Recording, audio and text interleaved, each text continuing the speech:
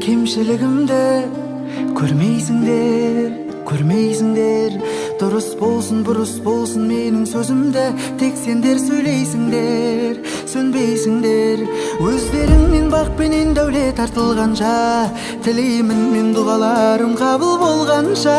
құдайым менің кеудемнен жанымды алғанша